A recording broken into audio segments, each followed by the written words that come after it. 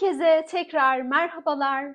Lalubo oyuncağımızın yapımına devam edeceğiz bu videoda. Part 1'de oyuncağımızın ayaklarını, gövdesini, elleriyle birlikte kollarını, başını ve başının etrafındaki postu örmüştük. Part 1'in linkini aşağıya ve ekranın sağ tarafına ekliyor olacağım.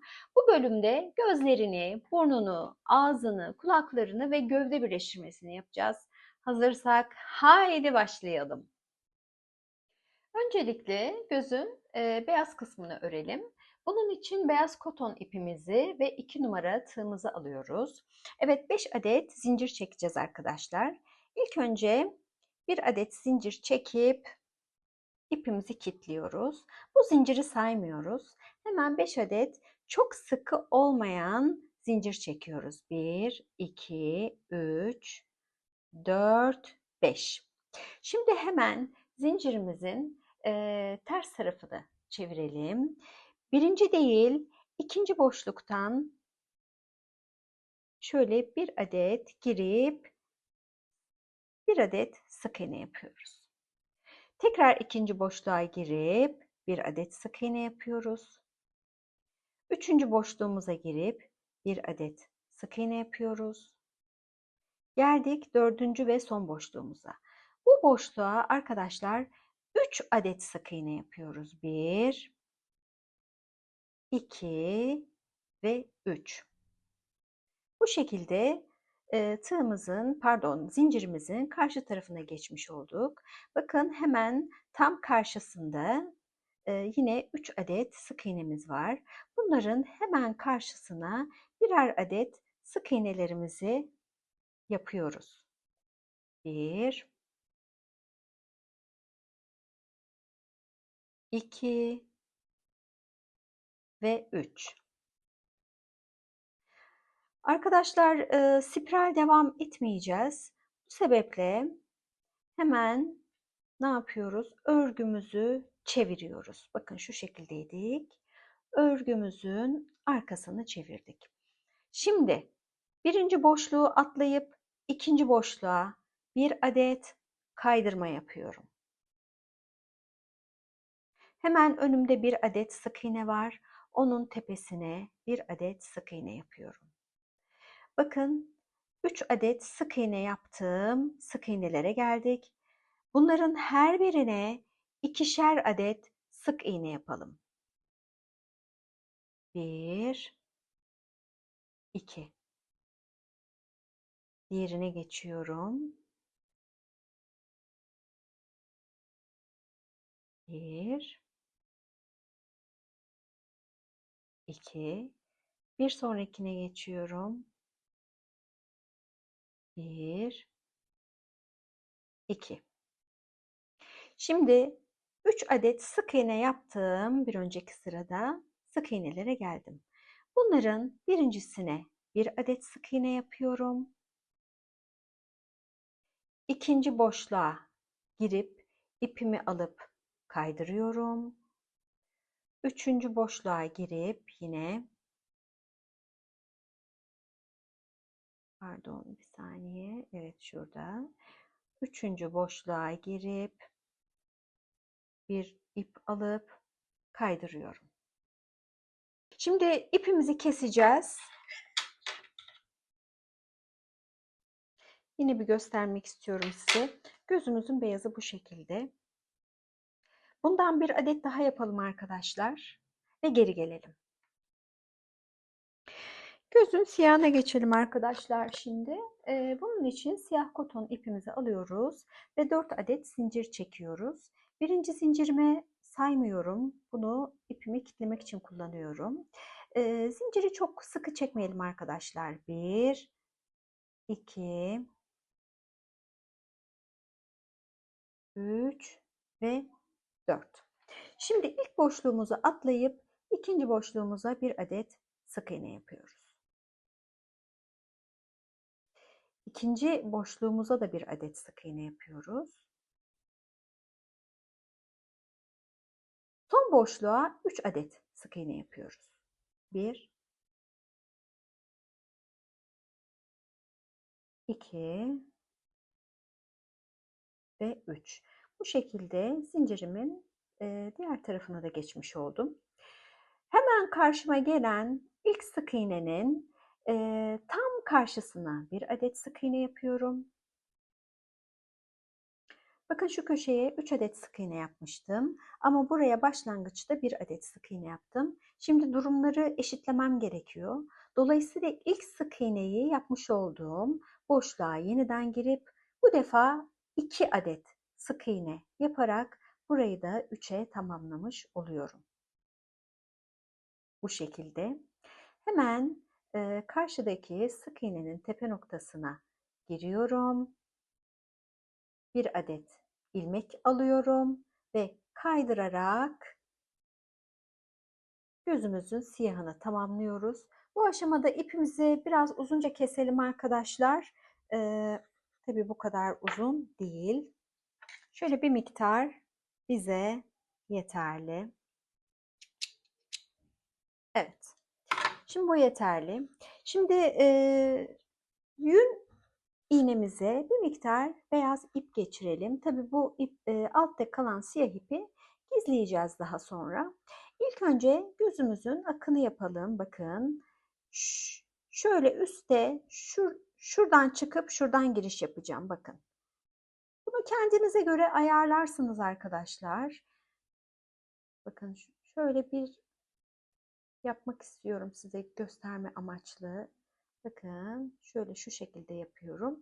Ben daha sonradan arkasına muhakkak düğüm atıyorum. Bu sizin tercihinize kalmış. İsterseniz ipi gizleyebilirsiniz. Yalnız benim gibi düğüm atacaksanız çok sıkmayın arkadaşlar ki bu beyaz ip çok böyle içeriye çökmesin diye. Hemen devamla şu alttan bakın gözün siyahının alt kısmından yeniden böyle ipimi geçiriyorum. Bakın şu şekilde. Bu defa biraz daha büyükçe bir hafif de çapraz olarak yeniden gözün akını yapıyorum.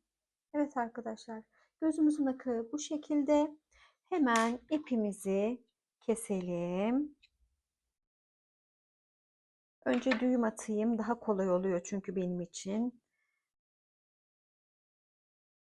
Şöyle bir adet düğüm atıp çok sıkmadan ipimizi kesebiliriz. Evet.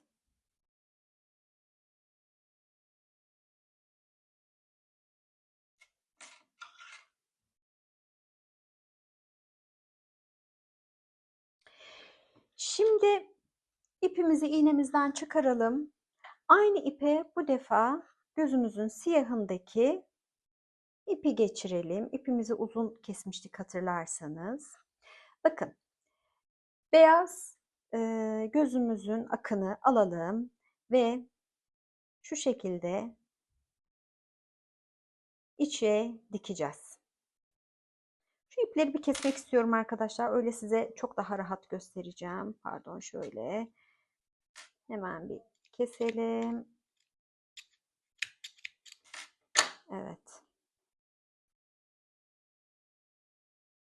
Bakın şu şekilde dikeceğiz. Şöyle güzelce ayarlayın kendinize göre. Şunu şöyle bir elimle düzeltmek istiyorum. Ondan sonra bunu üzerine bırakın arkadaşlar. Kenarlardan dikin. Yani hiç herhangi bir özelliği yok bu dikişin. Sadece kenarlardan dikeceğiz. Şöyle çok özür diliyorum hepinizden. Evet. Sadece bakın kenarlardan dikiyorum.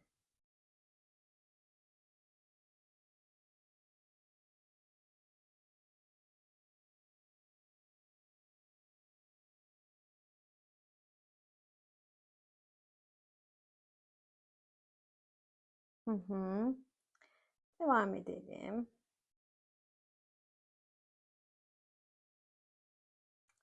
Evet. Gözümüzün beyazını ve siyahını bu şekilde yapmış olduk arkadaşlar. Evet.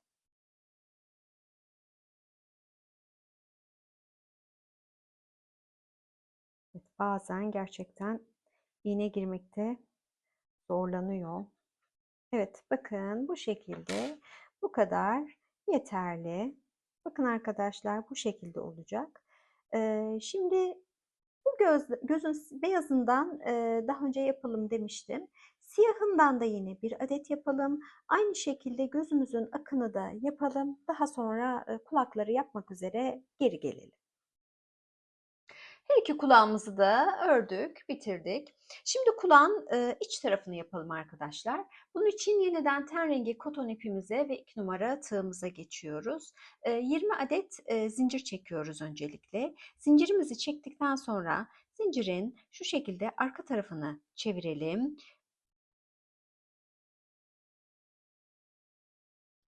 2 zincir atlayıp 3. zincirin şu tek kanadını alıp bir adet çakma trabzan yapıyoruz.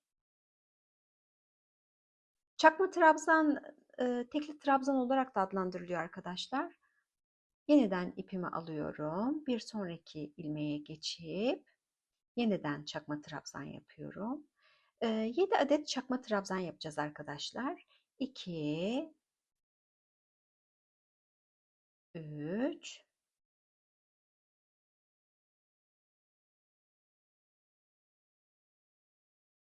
4, 5, 6, pardon bir saniye. İlk sıralar maalesef böyle biraz zor oluyor. 6 ve 7.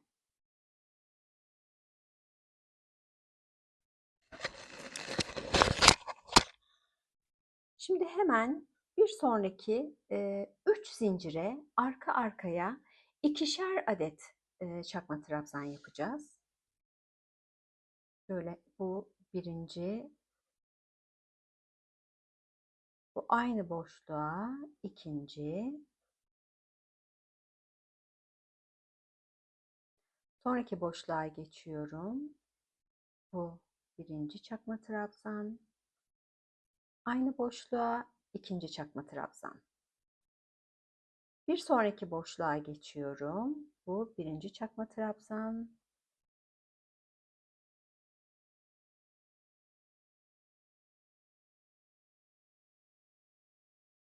saniye arkadaşlar. Şöyle yapalım. Evet. Bu birinci çakma trabzan. Bunu yapamadım bir türlü. Böyle. Evet. Bu birinci çakma trabzan. Ve aynı boşluğa ikinci çakma trabzan.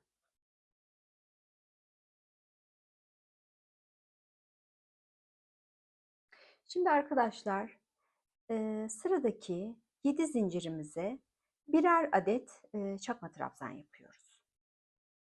Bu birinci, ikinci, üçüncü, dördüncü,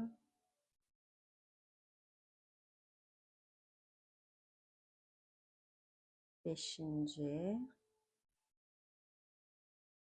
altıncı ve yedinci çakma trabzan.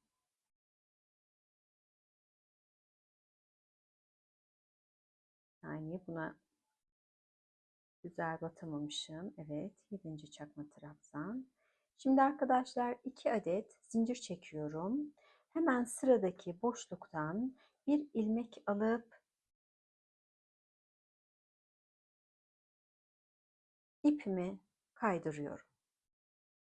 Ve bir zincir çekip ipimi kesiyorum. Bakın bu şekilde. Kulağımıza da bu şekilde yerleştireceğiz. Bundan bir adet daha örelim arkadaşlar ve geri gelelim. Hemen burnumuzun yapımına geçelim.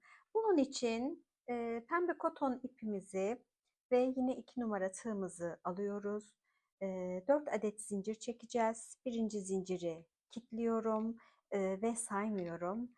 Ardından hemen 1, 2, 3, 4. Ve şimdi 1, 2 adet zincir atlıyorum. Üçüncü zincire bir adet sık iğne yapıyorum.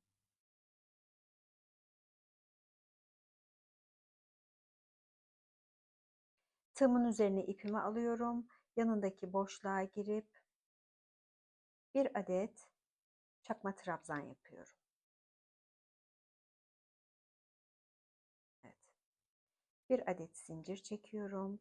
İpimi biraz uzatıp kesiyorum. Bu ipleri şimdi çekelim arkadaşlar. Bu sivrilik de gitmiş olacak. Bakın şu şekilde. Evet. Bunu da aynı şekilde çekelim.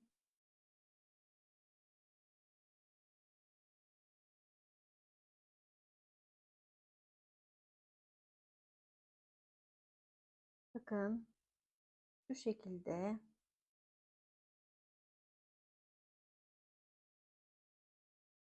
küçük bir burun yaptık. Şöyle bu şekilde burnumuzu buraya yapıştıralım. Dikelim daha doğrusu. Şimdi arkadaşlar ben yukarıdan itibaren bunu işaretlediğim yere geri koymak istiyorum. Buradan itibaren bir saniye 1, 2, 3, 4, 5. Şimdi ben yukarıdan itibaren 17 sıra saydım. Çünkü hatırlarsanız toplam 34 adet sıra yapmıştık kafamızı yaparken. Bunun da orta noktası 17. sıra oluyor. Burnumuzu 17. sıraya gelecek şekilde ben dikeceğim açıkçası. Şu iğneleri bir çıkarmak istiyorum. Şunu da bir çıkarmak istiyorum. Bakın burnumuzun şekli bu. Yeniden göstereyim size. Bakın şu şekilde küçücük bir burun oldu. Hemen evet pembe ipimi almak istiyorum. Çünkü artık yüzün yapımına yavaş yavaş geçmemiz gerekiyor ki diğer parçaları tamamlayabilelim. Şöyle bir ip keselim ve hemen düğüm atalım. Bakın arkadaşlar. Başın şu alttaki en son kesme yaptığımız noktasından girelim ve bu toplu iğnemizin olduğu noktadan çıkalım. Bakın burası. Biraz daha çekelim. Evet. Burada ipimizin ucuna düğüm attık arkadaşlar. Evet, burnumuzu alalım. İpleri tabii ki kesmem gerekecek. Evet. Tekrar.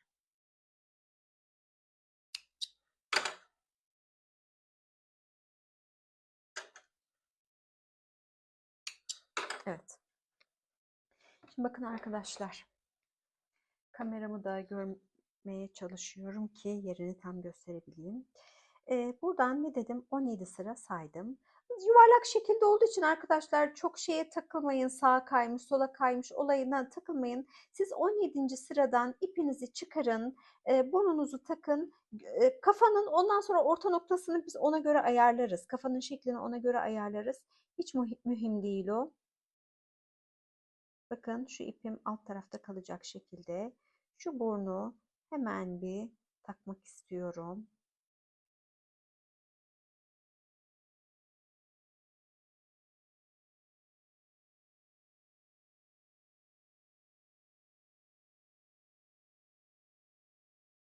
Yine alttan çıkacağım.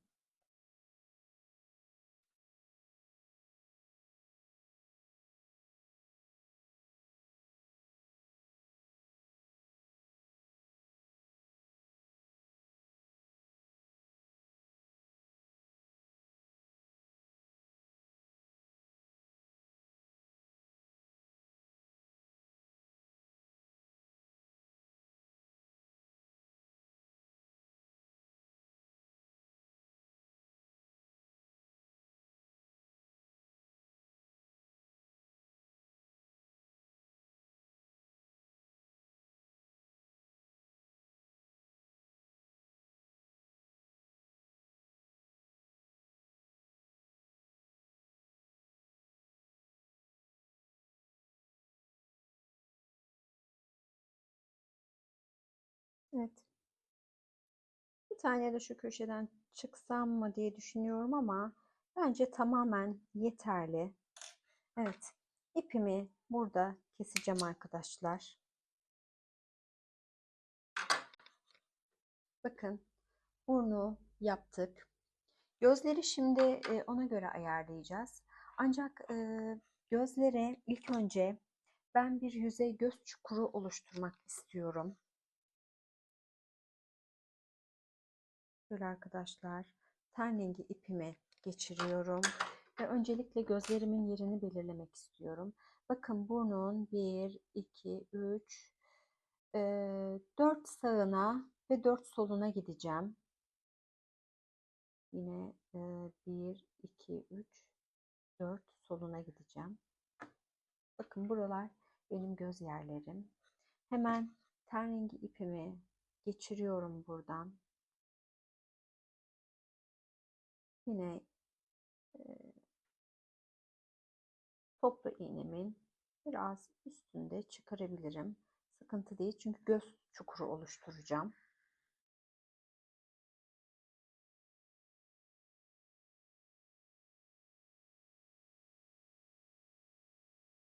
Böyle arkadan çıkacağım. Biraz çekmem gerekiyor arkadaşlar. Tekrar yine arkadan girelim öne doğru. Aynı bölgeden biraz aşağısından, biraz yukarısından çıkıyorum. Tekrar şöyle birkaç sıra atlayıp arkadan çıkacağım. Bu şekilde.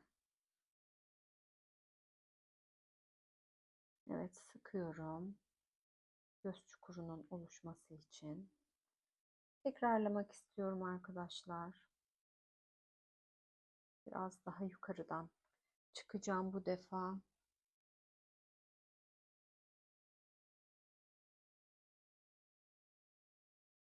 Evet.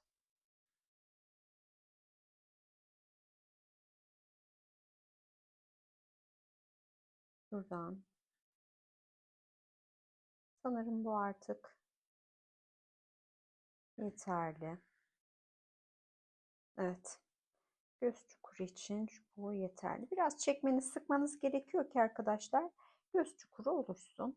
Şimdi aynı işlemi diğer göz içinde yapacağım. Bakın, toplu, hatta alttan çıkarsam daha rahat yapabileceğim gibi. Evet. Böyle ipimi yine tekliğe düşüreyim. Bakın arkadaşlar. Diğer göz için ayarladığım şurada bir toplu iğnem var. Onun şöyle bir sıra ya da iki sıra kadar üstünden çıkmaya çalışıyorum. Evet, çıktım. Bakın.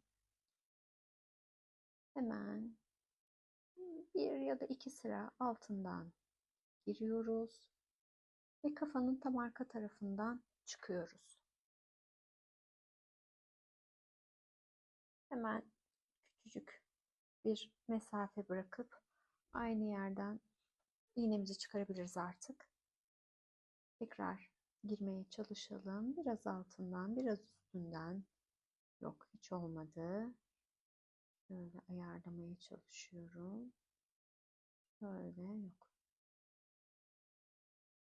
Yerimi değişmem lazım sanırsam. Şöyle.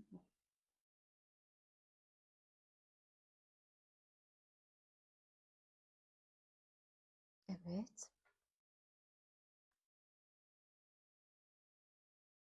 Tekrar şuradan bir girmek istiyorum.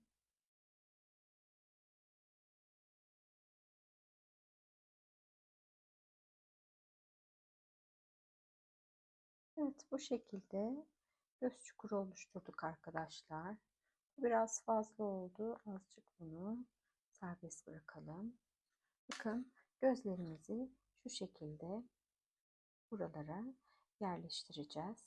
Hatta biraz daha yapabiliriz. Bir tık daha yapabiliriz sanki ama yeterli gibi aynı zamanda. Yok, yeterli. Tamam arkadaşlar. Şimdi aşağıdaki noktadan yine çıkıyoruz ve ipimizi kesiyoruz. Bakın, burnumuzu yaptık bu şekilde. Pardon. Burnumuzu bakın bu şekilde yaptık. Hemen iki yanına da göz çukurlarımızı yaptık. Şimdi diğer vücut parçalarını yavaş yavaş birleştirmeye başlayacağız. Ama önce ben bir dişleri de yapmak istiyorum. Ama tabii öncelikle bir gözlerin montajını yapacağız. Ondan sonra ona göre ölçü alıp dişleri öreceğiz. Birazdan geliyorum arkadaşlar. Hemen gözlerimizle devam edelim. Bakın bunun için göz motifimi yapmış olduğum çukura yerleştirdim. Burunla araya ortalama böyle 1,5 kadar sık iğne bıraktım. Hemen alttan giriyorum. Şu noktadan çıkmaya çalışacağım. Bakalım. Evet. Beyaz ipe geçtim arkadaşlar. Beyaz noktadan dikeceğim. Bakın ucuna da şu şekilde düğüm attım. İyice çekiyorum ve sadece beyazımdan çıkıyorum. Siyaha getirmeyin arkadaşlar. Bakın bu şekilde dikeceğiz.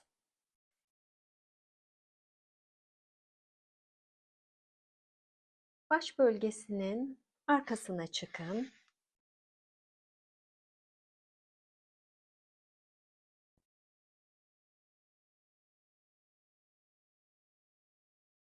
Yine şuradan çıkalım.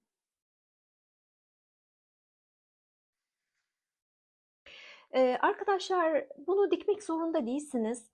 Dilerseniz kumaş yapıştırıcı yahut silikonla da yapıştırabilirsiniz.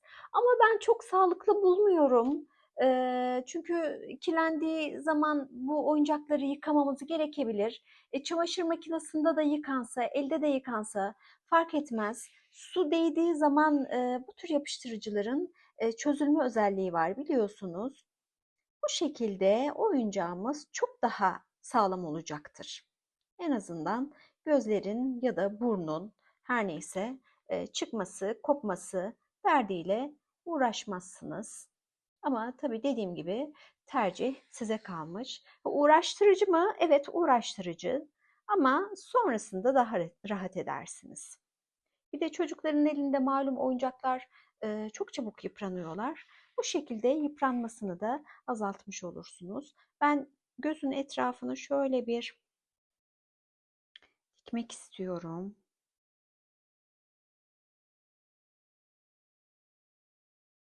Sizlere de göstermek istediğim için biraz zor oluyor, uğraştırıyor. Çünkü diğer taraftan da kameraya göstermeye çalışıyorum. Bu bölümleri dilerseniz hızlıca geçebilirsiniz.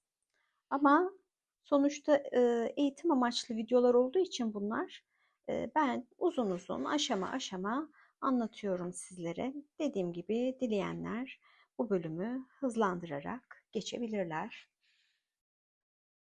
Bakalım yeterli mi? Evet. Bir tane daha şurayı bir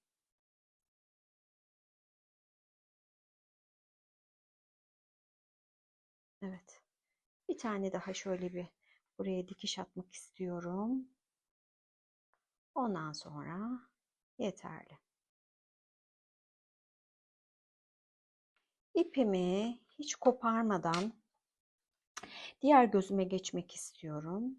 Arkadaşlar bakın bu gözde gözün içerisine beyaz noktalar yapmıştık. Burada küçük noktayı yukarı, büyük noktayı aşağıya verdim. Burada da yine aynısını yapacağım. Şimdi yalnız gözü dikerken şuna dikkat etmemiz gerekiyor. Bakın burada 1,5 adet sık iğne bıraktım. Yine burada da ortalama 1,5 adet sık iğne bırakacağım. Bakın şu şekilde. Gözümüzün bitiş noktası bu. Yine aynı noktaya denk getireceğim. Evet bakın tam doğru mu yapıyorum? Tekrar bir bakmak istiyorum. Evet tam şurası. Hemen yine bir bakmak istiyorum. Evet 1,5 motif. Evet 1,5 sık iğne. Hafif çevireceğim. Evet.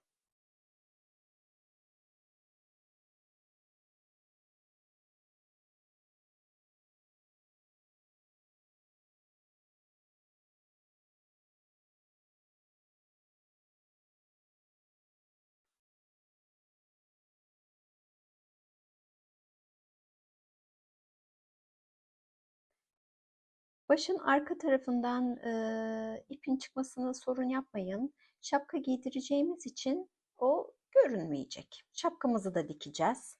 Şapka derken şapka değil tabii ki post. Ama biz şapka diyelim, sıkıntı değil.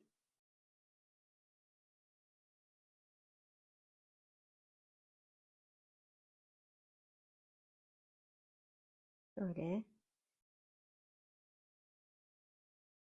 bakmak istiyorum. Evet çok hafif. Evet.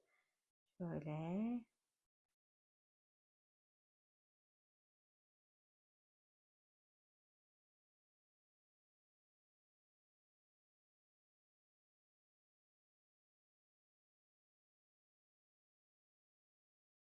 Hı hı.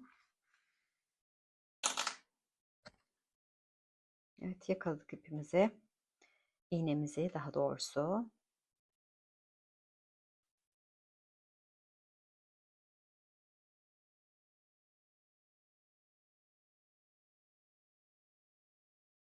Buradan tekrar çıkalım.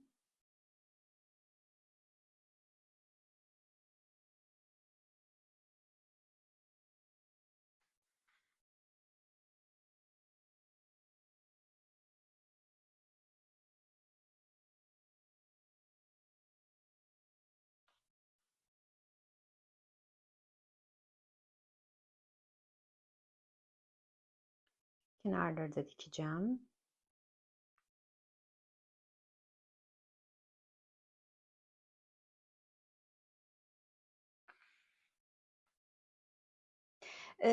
Gözün siyah kısmını da beyaz kısmına dikmiştik hatırlarsanız. Eğer kumaş yapıştırıcı ya da silikon kullanmak isterseniz bunları da aynı şekilde yapıştırabilirsiniz.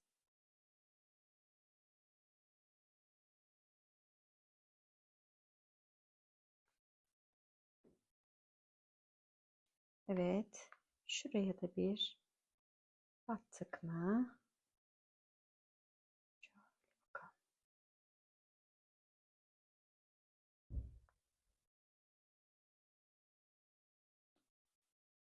Evet, yeterli olacak. Bakın bu şekilde. Şu siyah noktayı yalnız biraz iliştireceğim. Şu an dikkatimi çekti. Acaba bunu beyaz iğneyle yapabilir miyim diye şöyle bir bakmak istiyorum. Olmazsa ipimi geri çekip siyah iple yapacağım bunu. Evet, beyaz ipim 2 kat oldu.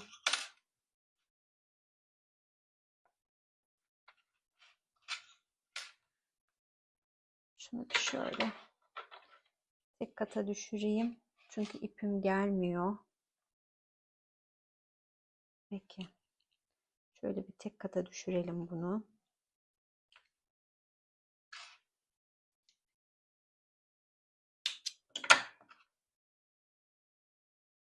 Bakalım yapabilecek miyiz? İnce iple yapabiliriz de. Aa, evet yapabileceğiz galiba. Evet. Bu şekilde hemen.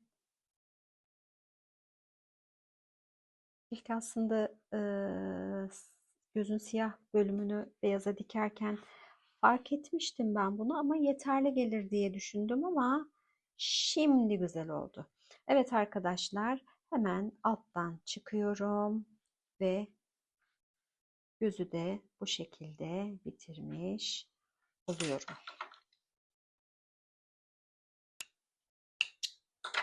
Evet bakın bu şekilde. Hemen kulağın ten rengi kısmına başlayalım arkadaşlar. Bunun için yine ten rengi ipimize ve tabii ki iğnemize ihtiyacımız var. Bakın şimdi daha önce örmüş olduğumuz bu motifi bu şekilde kulağa dikeceğiz. Hemen kulağın tepeye yakın orta noktasından çıkıyorum. İpimi bakın şöyle şu iç taraftan geçiriyorum ve şöyle elimle de düzelteyim hemen. Bakın şu noktadan çıkıyorum. Şu tığımı da çekeyim hemen buradan. İğnelerimi de çekeyim. Evet. Bakın bu noktadan çıktım. Yine ipimin sonuna düğümümü attım. Hemen şu orta noktadan geçiyorum. Bakın şöyle göstereyim. Şuradan şu orta noktadan geçiyorum.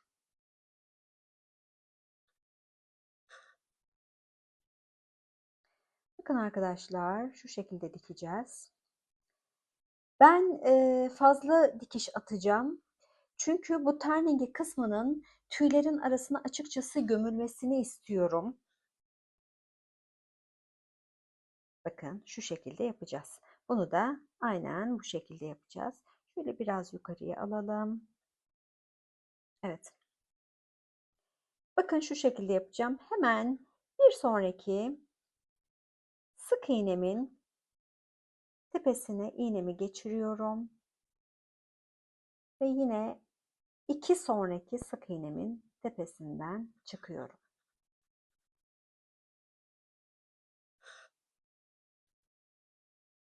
Şöyle tekrar. Bakın ipim şu an burada. Bir önceki sık iğnenin tepe noktasından girip ipimden bir önceki tepe noktasından girip bir sonraki sık iğnesinin tepe noktasından çıkıyorum. Devam ediyorum bu şekilde bir önceki sık iğnenin tepe noktasından girip bir sonrakinden çıkıyorum. Bu arada hiçbir şekilde iğnemi arkadan geçirmiyorum arkadaşlar. Bakın parmağım içeride. Geçmesine müsaade etmiyorum.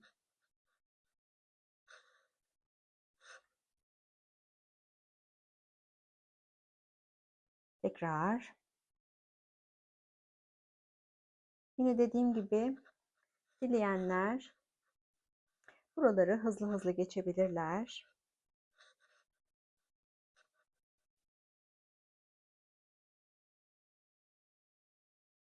Evet. Bir öncekinden girip bir sonrakinden çıkıyoruz.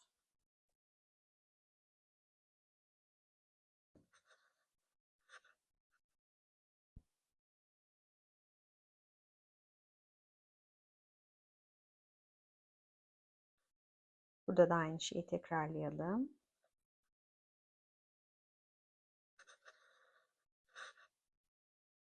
Evet. Sonuncuya artık böyle tek batacağız. İçeriden çıkıyorum. Hemen iğnemi yine en üst noktaya geri gönderiyorum.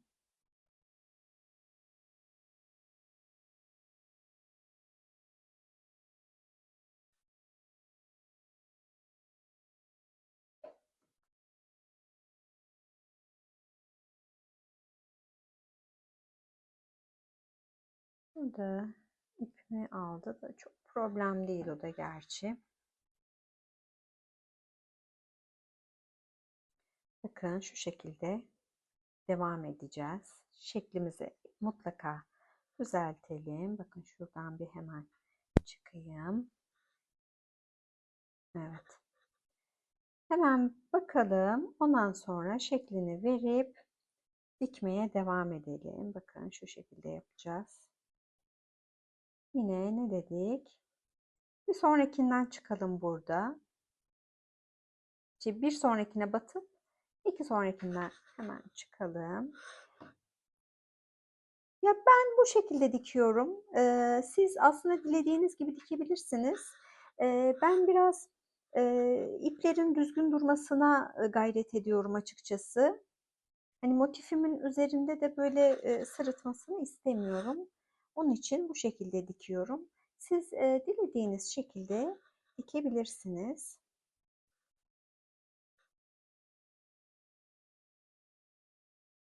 Tekrar.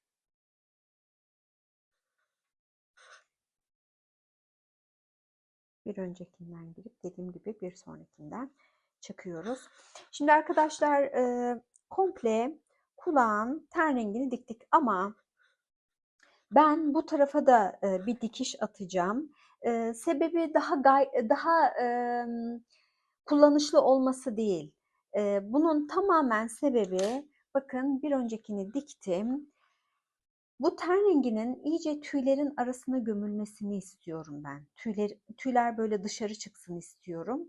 Onun için içten de dikeceğim. Bu tamamen sizin tercihinize kalmış. Ben içten de bir dikip öyle geri geleceğim. Vaktinizi çok almak istemiyorum. Evet, hemen kaşa geçelim. Bunun için ten rengi orlon ipimizi yeniden aldık. Ucunu iki kat yapıp ucunu düğümledik. Şimdi başın şu yan tarafından girelim. Bu zaten bizim bu postumuzun altında kalacak. Onun için sıkıntı değil görünüp görünmemesi.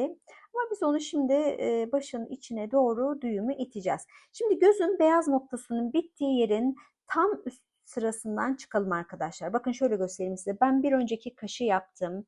Bakın şuradan çıkmışım. Yine aynı noktadan çıkacağım. Bakın tekrar göstereyim size. Bakın şöyle aynı noktadan çıkacağım.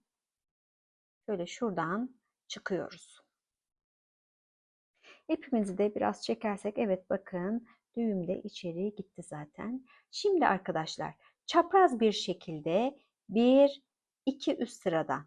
Daha doğrusu ilk önce bir üst sırayla başlayalım. Daha sonra yavaş yavaş yukarı doğru alacağız, kaydıracağız kaşımızı. Çünkü samuray kaşı diyorlar ya hani o görüntüyü vermeye çalışacağız. Bakın ilk önce bir üst sıradan başladık. Ardından hemen bakın ikinci üst sıradan devam edeceğiz. Yine aynı noktadan çıkalım. Şimdi iki üst sıradan girelim. Yine aynı hizadan çıkalım. İpi de düzeltelim bu arada. Evet. Devam edelim bu şekilde arkadaşlar. Burası biraz sıkı oldu. Gevşetmek istiyorum. Evet. İp böyle dışarıda kalsın. Yoksa düğüm atmış oluruz. Düzgün gelmez. Bakın bu şekilde devam ediyoruz. Artık yavaş yavaş yukarı doğru kaydıracağım kaşımı. Bakın hep bu sıradan girdim ya. Biraz daha yukarısından. Yine tam bir sıra yukarısından değil ama azıcık yukarısından girmeye çalışın. Ve az daha yukarıdan çıkmaya çalışın. Kaşımızı hafif yukarı kaldırmaya çalışacağız şimdi.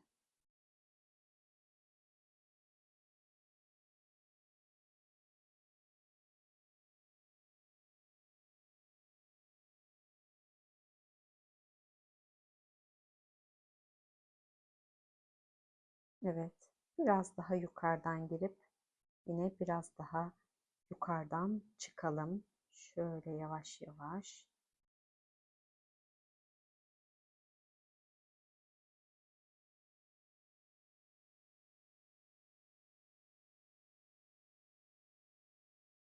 Yani sık iğnelerimizin deliklerinden değil de böyle ortasından girip çıkıyormuşuz gibi olacak. Evet, şimdi artık bir üst sıranın yine sık iğne deliklerinden girip çıkalım. Yukarı kaydıralım yani kaşımızı. Şöyle göstereyim size. İyice elimi galiba aşağıya kaydırmışım. Evet. Şöyle biraz daha yukarı çıkalım. Bakın en son diğerinde şu noktaya kadar çıkmışım. Bunda da yine çıkalım.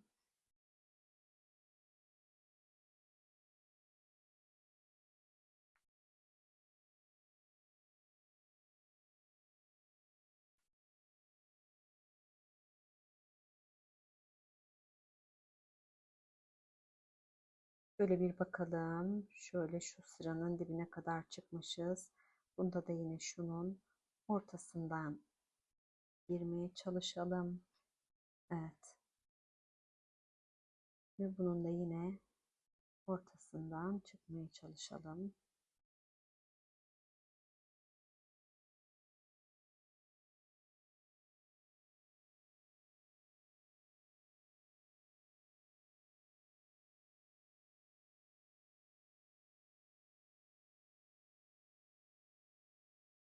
Evet, bir tane daha yapalım ve bitirelim bu sırayı.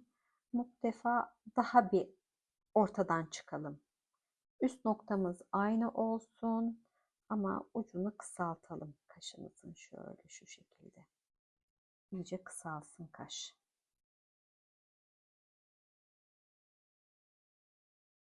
Evet. Şimdi bir sıra daha e, yapalım bütün kaşımıza.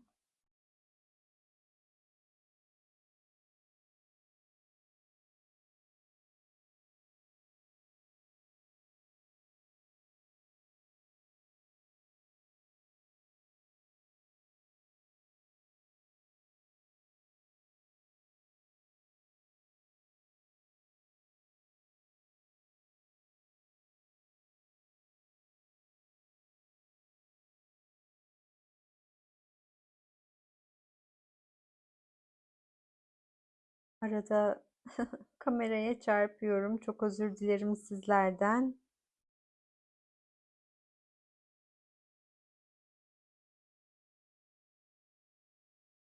Evet. Şurayı galiba bir düzeltmem gerekecek. Evet, tamam.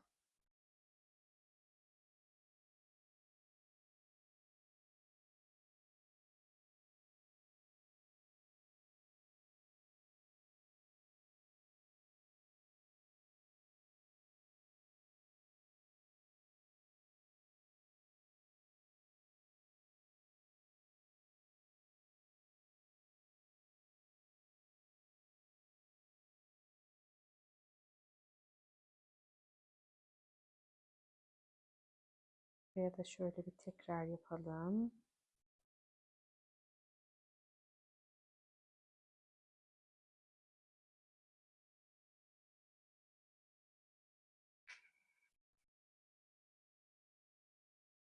Şöyle düzeltebiliriz arkadaşlar.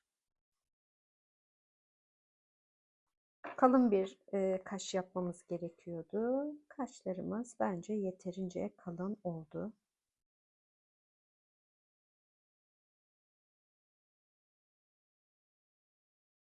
Evet, burada ipimi keseceğim. Tığım devreye girecek. Çünkü ipim çok azaldı. Tığımla bu ipi şöyle bir çekmek istiyorum.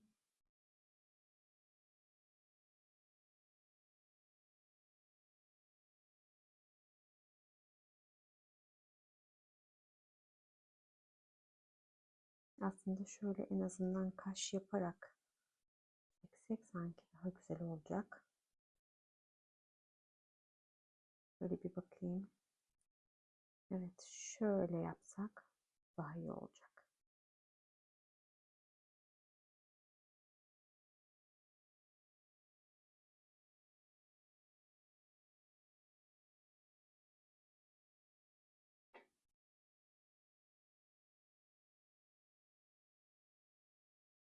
Evet, ucunu da böyle içeride bırakalım. Bunu iğnenin tersiyle yaparsak daha iyi sokacağız içine.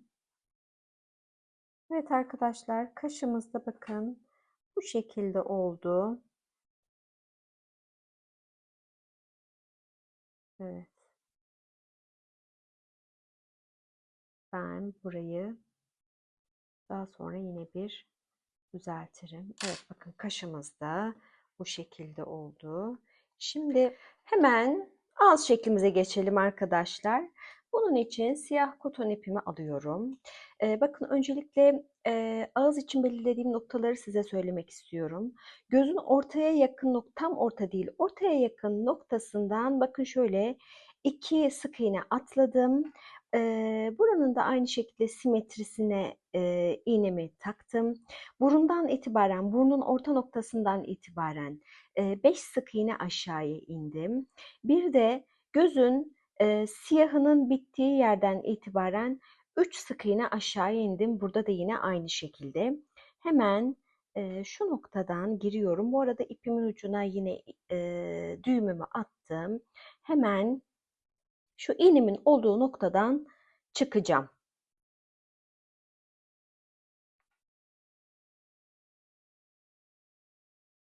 Şöyle.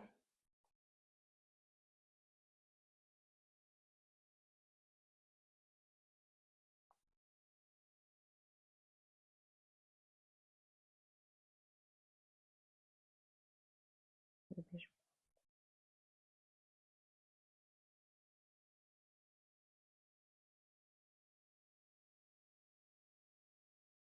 biraz daha aşağıdan şöyle çıkalım. Evet. Az önceki daha iyiydi. Evet. Bakın arkadaşlar şu noktadan çıktım. Ve hemen bu düğümümü içeri alıyorum. Böyle hafif çekersem de girer. Evet. Bakın arkadaşlar ağız şeklimiz bu şekilde gelecek. Hemen diğer toplu iğnemin olduğu noktadan tekrar giriyorum. Ve az önce çıktığım noktadan tekrar giriyorum. Az önce çıktığım noktadan tekrar çıkıyorum. İlk iğnemi ilk çıkardığım noktadan. Böyle burayı hallettikten sonra gerisi daha kolay olacak. Evet.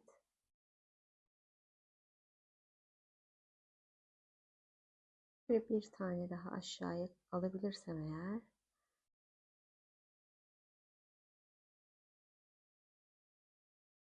Evet. Böyle bir çevireyim.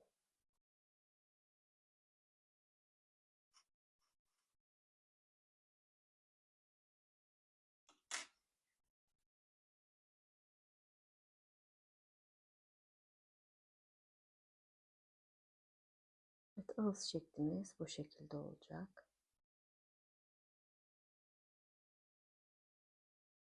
Bakın arkadaşlar şu şekilde olacak ağzımız.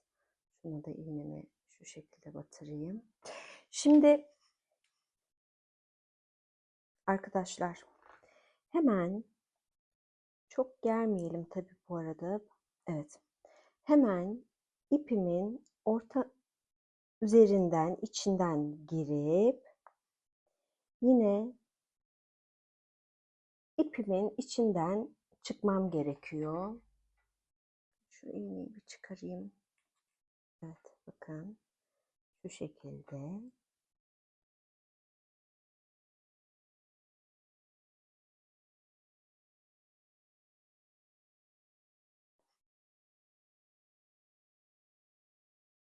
Evet.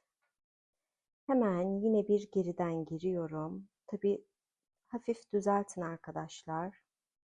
Bu aşamada biraz düzeltme istiyor tabii ki.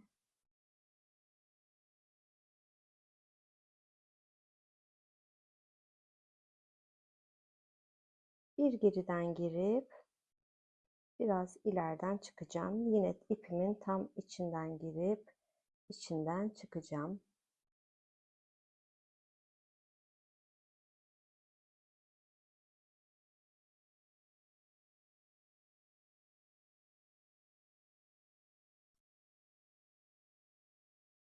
Buraları düzeltiriz tabii.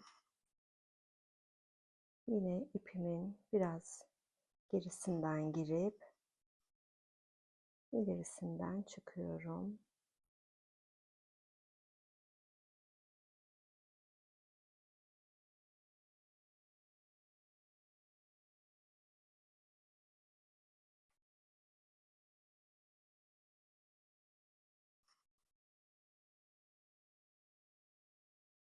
Devam edelim arkadaşlar bu şekilde.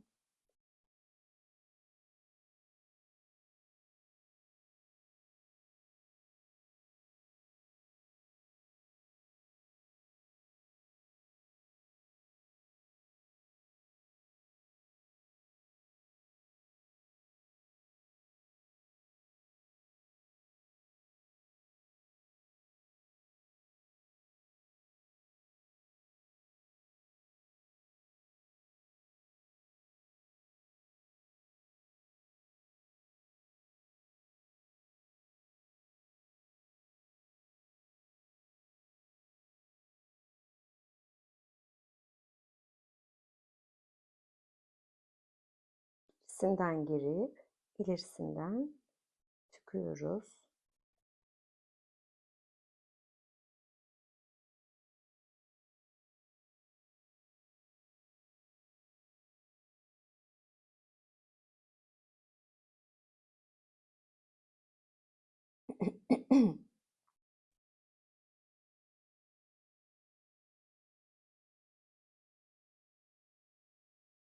Çok az kaldı arkadaşlar.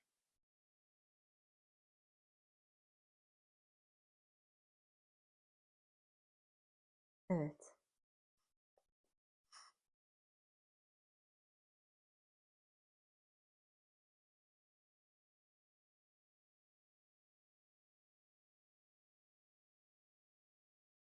Böyle.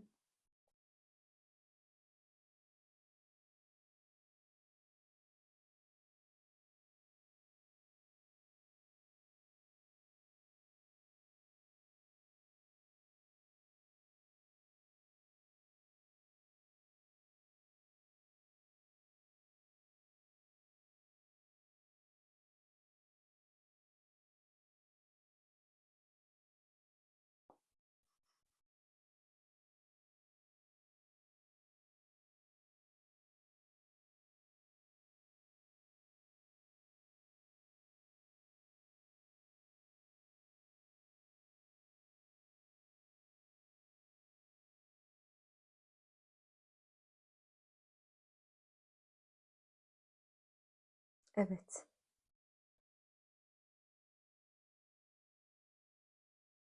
Buradan.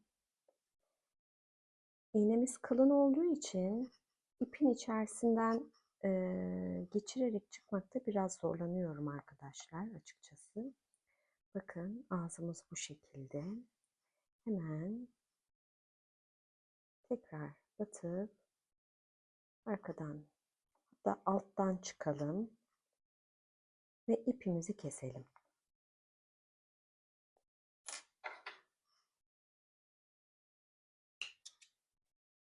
Evet, ağzımız da bu şekilde arkadaşlar. Şimdi dişleri örelim. Bunun için beyaz koton ipimize ihtiyacımız var ve yine 2 numaralı tığa geçeceğiz. Hemen dişlerimize geçiyoruz arkadaşlar. Bunun için dediğim gibi beyaz koton ipimizi ve 2 numara tığımızı alıyoruz. 4 adet zincir çekeceğiz. Birinci zinciri kilitliyorum ve 1, 2, 3, 4 adet zincir çekiyorum. Tığımın üzerine ipimi dolayıp 1, 2 zincir atlayıp üçüncüye bir adet çakma trabzan yapıyorum. Şöyle 1, 2 adet atlayıp üçüncüye bir adet çakma trabzan yapıyorum. Yeniden tığımın üzerine ipimi alıp son boşluğuma bir adet ikili trabzan yapıyorum. Bakın şöyle. Hemen 4 adet yine zincir çekip şöyle tığımın üzerine ipimi alıyorum. Bakın şu şekilde tığımın üzerine ipimi aldım ve yine 3. boşluğa girip bir adet çakma trabzan yapıyorum. Tekli trabzan da deniyor arkadaşlar buna, kafanız karışmasın. Bir adet tekli trabzan, bir adet ikili trabzan yapıyorum.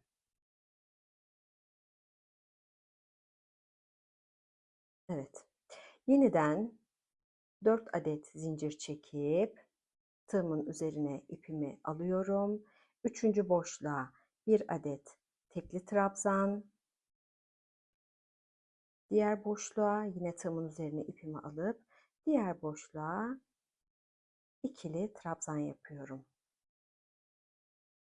Tekrar 4 adet zincir çekip 1, 2, 3, 4,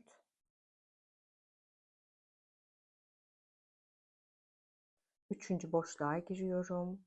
Bir adet tekli trabzan, bir adet tekli trabzan, bir adet ikili trabzan yapıyorum. Yine 4 zincir çekip üçüncü boşluğa giriyorum. Bir adet tekli trabzan, bir adet ikili trabzan yapıyorum.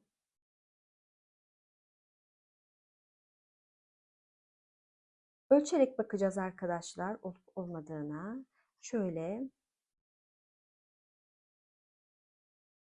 şu şekilde ölçerek bakacağız. 2 tane daha yapalım. 1, 2, 3, 4. Hemen 3. boşluğa bir adet tekli trabzan. Pardon, olmadı. Evet, bir adet tekli trabzan. Bir adet ikili trabzan yapıyorum.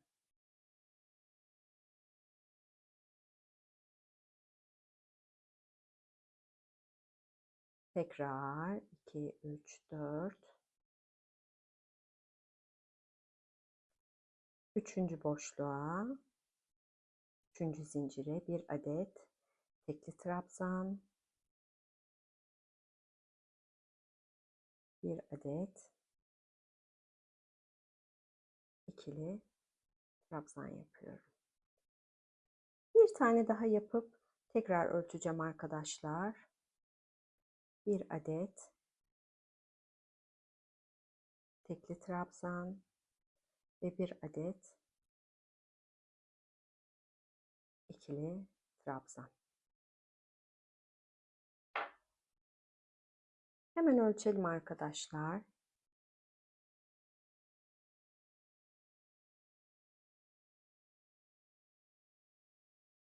Evet, yeterli. Hemen bir zincir çekip ipimizi kesiyoruz. Hemen zincirimizi çekelim. İpimizi biraz uzunca keselim arkadaşlar. Yine bu iple dikelim. Evet, bu bizim için yeterli sanırım. İpimizi iğnemize geçirdik. Bakın arkadaşlar, hemen bu noktadan başlayalım. Dikerken lütfen siyah ipin üzerine getirmemeye dikkat edin. Pardon, tersi bu şekildeymiş. O zaman bu noktadan başlayacağız. Beyaz ipi siyah ipimizin üzerine getirmemeye lütfen dikkat edelim. Bakın şu noktadan gireceğiz. Şöyle şu şekilde dikeceğiz.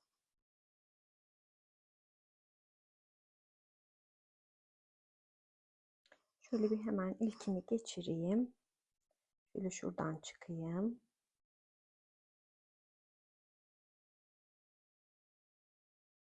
hemen. Evet. Şu şekilde dikeceğiz arkadaşlar. Aynen ağza diktiğimiz gibi şöyle biraz geriden başlayıp ileriden çıkın. Aynen ağızda yaptığımız gibi. Sadece siyah ipimizin üzerine getirmemeye dikkat edin. Dikerken de düzelterek dikin. Evet. Geriden girdim, ileriden çıktım.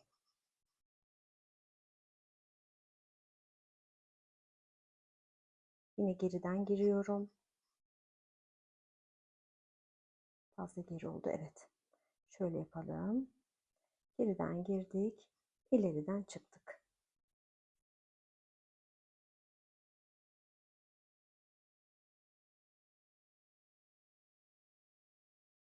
Yine geriden girelim. İleriden çıkalım.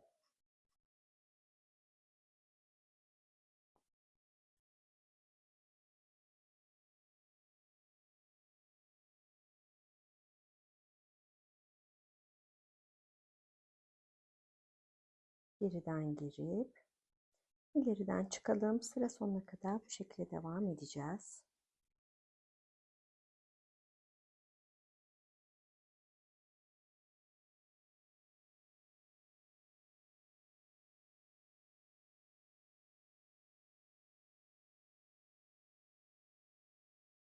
Geriden ipimizi dokup ileriden çıkarıyoruz.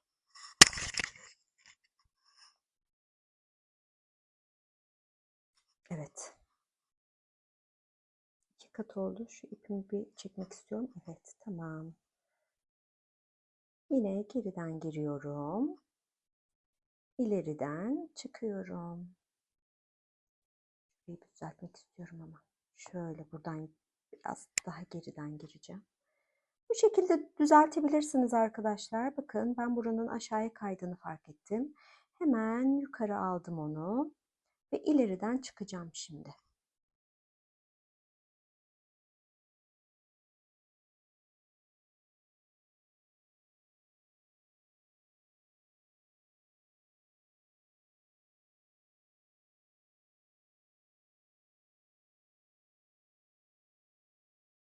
Hemen geriden girdim. İleriden çıkıyorum.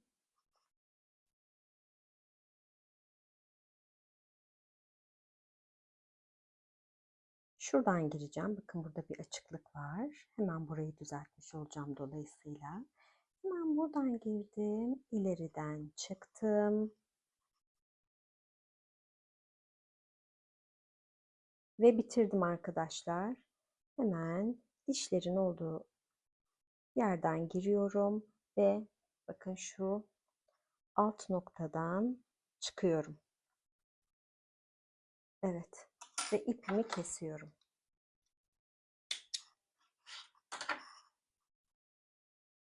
Şimdi bunu hemen içeri yerleştirelim. Bu bizim ilk başlangıç yaptığımız, zincir çektiğimiz noktaydı.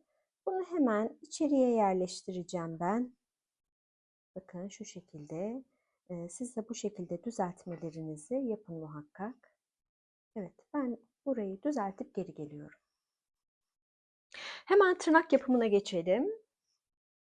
Yine koton rengi ipimizi aldık, ipimize geçirdik. Yalnız arkadaşlar bu aşamada ben ipimi incelttim biraz. Benim ipim yaklaşık 5 sarmaydı. Ben bunun ikisini ayırdım. 3 tanesiyle yapacağım şimdi. Bakın şu hizadan gireceğim. Şu hizadan gireceğim. Evet, şu topuk bölümünün 1, 2, ikinci sık iğneden şöyle bir çıkalım. Üstten de yine ikinci sık iğneden çıkıyorum. Ucu düğüm. Hemen aynı noktadan tekrar geçiyorum ve güzelce sıkıyorum. Bu defa aynı noktadan girip üstten 2 sonraki sık iğneden çıkıyorum.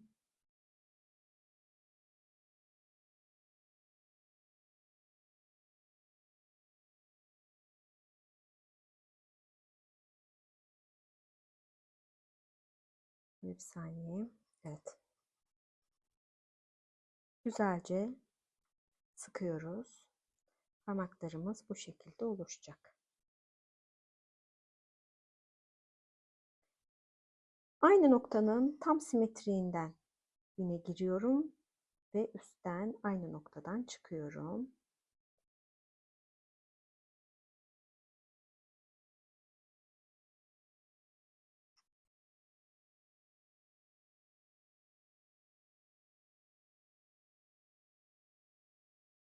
Tekrar alttan girip üstten bu defa 2 sık iğne sonra çıkıyorum.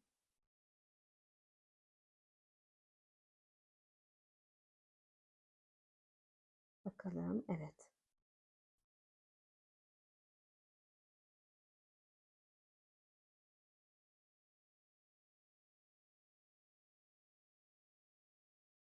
Güzelce sıkalım arkadaşlar ki tırnak şeklimiz belli olsun.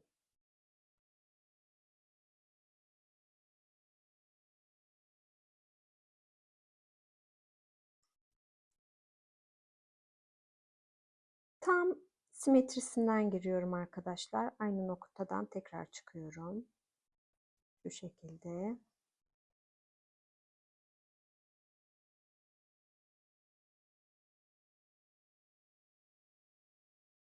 Tekrar aynı noktadan girip bu defa 2 sık iğne sonra çıkıyorum.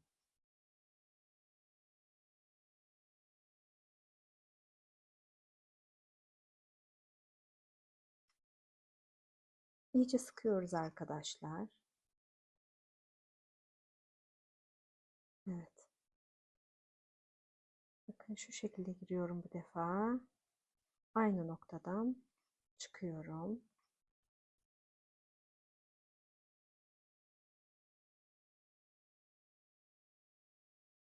Tekrar alttan aynı noktadan girip bu defa 2 sık iğne sonra çıkıyorum.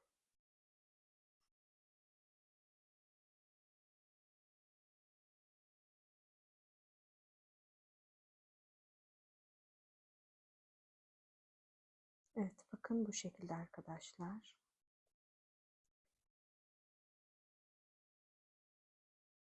Bir, iki, üç, dört. Buraya 5 tane yapmışım. Buraya bir tane daha yapalım.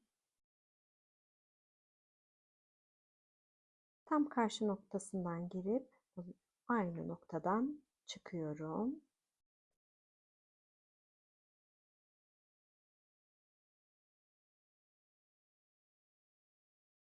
Bir tane daha aynı noktalardan girip çıkalım arkadaşlar.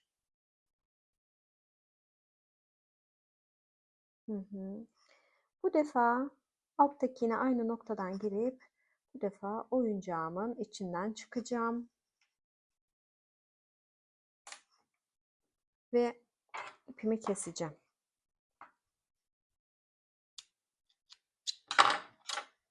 Bakın arkadaşlar, tırnaklarımız da bu şekilde oldu. Şöyle daha yakından göstereyim size. Evet. Çok hızlı bir şekilde gövdenin dikimine geçmek istiyorum arkadaşlar. Bakın bir kolumu ben diktim. Diğer kolu da size dikmeyi göstereceğim. Bakın arkadaşlar, şu şekilde dikeceğiz.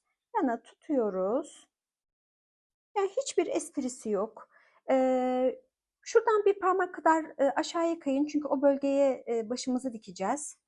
Şöyle bakın arkadaşlar, geçirin içerisinden. Tabii ipimi düğümledim ve oyuncağımın içinden geçtim. Bu arada gövdeye de elyaf doldurdum gördüğünüz gibi. Bakın arkadaşlar, şöyle bir parmak kadar aşağıdan dikeceğim. Yani o hiçbir esprisi yok. Bu şekilde dikiyorsunuz.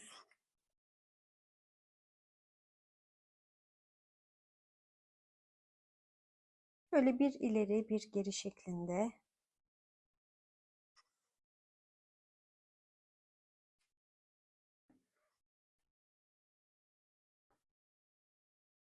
Evet. Bakalım. Şu şekilde bakın.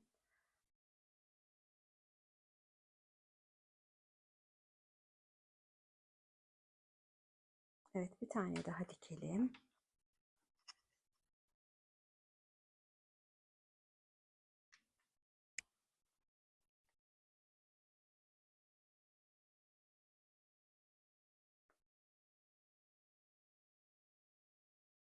Evet.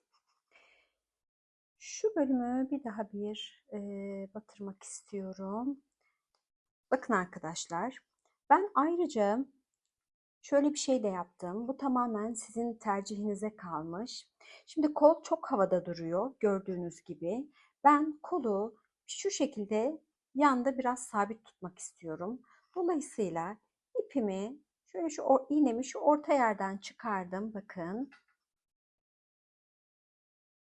Şöyle orta yerden çıkarıp kolun ortasından da şöyle bir diktim.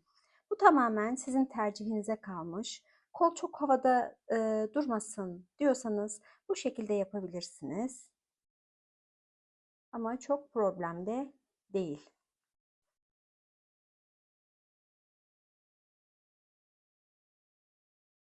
Hemen şöyle. Evet, yeterli. Hemen ipimi çıkarıyorum oyuncağımın içerisinden. Bakın şu şekilde. Ve hemen şu kenara herhangi bir noktaya şöyle bir adet düğüm atmak istiyorum. Bakın şöyle ipimi de içerisinden geçirip düğüm atacağım. Evet arkadaşlar, ipimizi kesebiliriz. Kolumuz da bu şekildeydi. Evet, bakın kolumuz bu şekilde. Şimdi hemen şapkamıza geri dönmek istiyorum ben. Şu ipi çıkarayım, şuna geçeyim. Bakın arkadaşlar. Şimdi başın postunu ben başa dikmek istiyorum.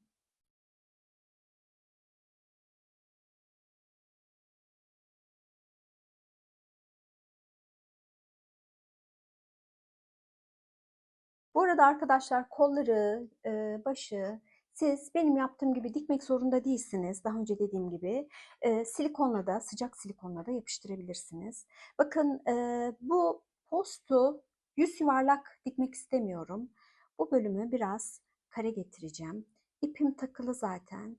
Bakın arkadaşlar bir kafadan alıyorum, bir posttan alıyorum. O şekilde devam edeceğim.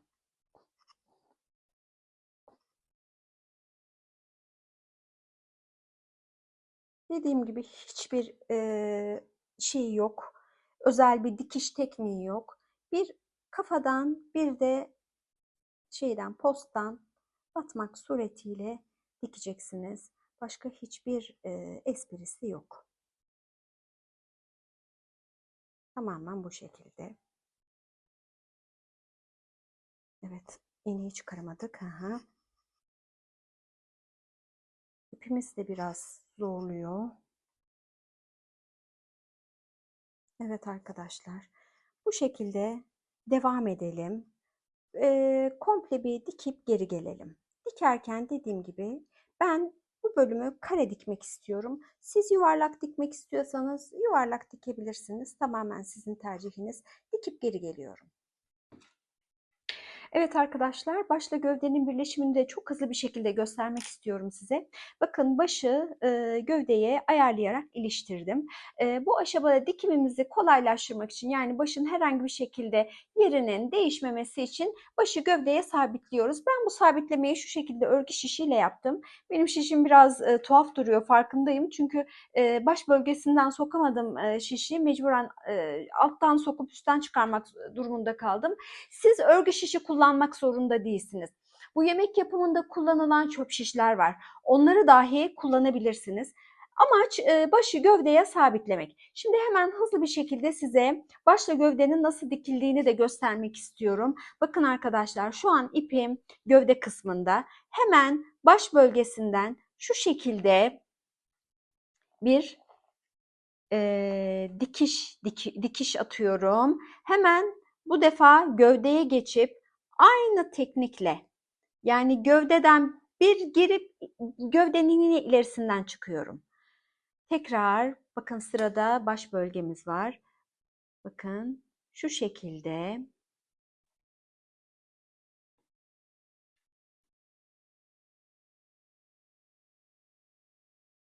Evet. Şimdi sırada gövde var. Gövdeye aynı teknikle bir başa bu şekilde dikiş atıyoruz. Bir gövdeye bu şekilde dikiş atıyoruz arkadaşlar. Bu şekilde başımızı gövdeye birleştirip artık oyuncağımızı tamamlayacağız. Sonuna kadar dikelim arkadaşlar, geri gelelim. Labubu oyuncağımızı tamamladık. Bu oyuncağın çok farklı renk ve boyutları yapılıyor.